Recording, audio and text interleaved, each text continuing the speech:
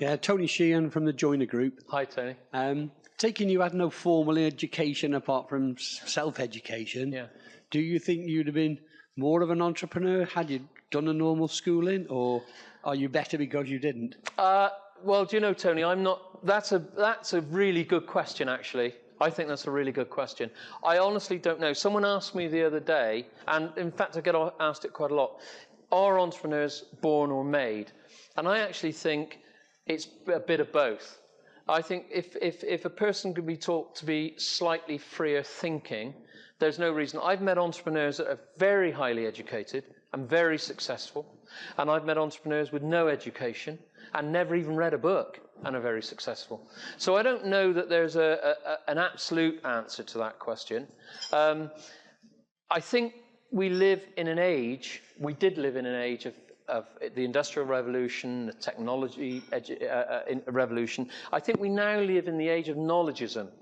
And I think you have to have knowledge to survive today.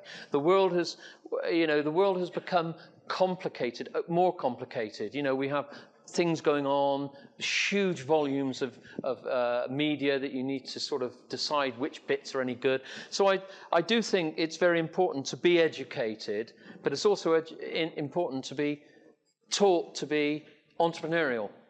And I think that's where I would be. I don't think it's held me back. I don't think it's held me back, and I don't think it's necessarily created. I think I would have done what I did anyway. I believe I would have been. I probably would have been, thrown out as whatever I was, I expect. But that's my honest answer to that. So I'm not certain there's a definitive answer from my perspective to that. But I think you do really need to learn. I think I would never, ever advocate people not learning, because I think it's important. Karen Dancy from Principality Consulting. I just picked up on something you mentioned in your fascinating talk about the marketing strategies that you'd adopted during the Easy Clean years. And I'm just wondering whether any of those are still relevant now in this knowledge age. Yeah, I think they are. I think they are relevant. What ones do I think are relevant? Well, I think trying to think around whatever it is you're trying to do, looking at things from a different perspective. My thinking is to try and turn things on their head. So you're looking at the underneath. One of the reasons I read the Morning Star avidly, and the Financial Times avidly, and lots of the other papers, that wasn't necessarily to do with politics, it was to do with understanding different mindsets. That if I could understand the way the communist bloc were thinking, and I could understand the way, say, the United States were thinking, there might be something between the two that created an opportunity. And sure enough, it did. It certainly did. I mean, we went, at one time, and a lot of you guys will know, there was a guy, Neil Kinnock. Neil went to be, obviously, a commissioner in Brussels and all that, but he was also, at one time, used to write for a magazine called European Businessman. And so did I.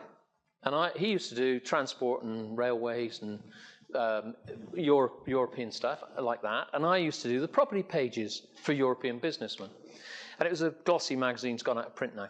And the thing about that was, this is the thing, the idea, the strategies that I used of looking at each side of from those days worked again. Because in conversation at one stage, he talked about the fact that they were going to build a new road between Moscow and St. Petersburg, and that road was going to be widened and tarmacked and all the rest. So I thought I'd better have a look at what's happening in Moscow. So I did, and I found that with the breakdown of the communist era, you could only buy freehold property within 12 miles of the centre of Moscow. Outside of that, it was all going to be 99-year leases, because it was a free-for-all, really.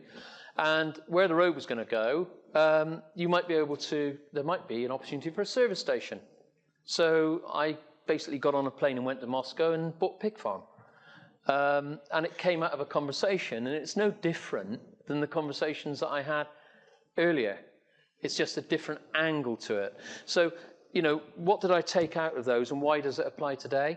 To give you what I think is a reasonably definitive answer, I believed then, as I believe now, that you must do what it says on the tin. I know I've said that, but just to repeat that if you make a promise, that includes to an employee or someone working with you, or to someone you're buying from, like my friend in New Jersey, or the girls that used to paint my pictures. If I promised to pay them whatever it was we agreed, and I promised to pay it by 4 o'clock on a Friday, that's when I paid it. So those lessons remain today. If you do that, if you honour those commitments.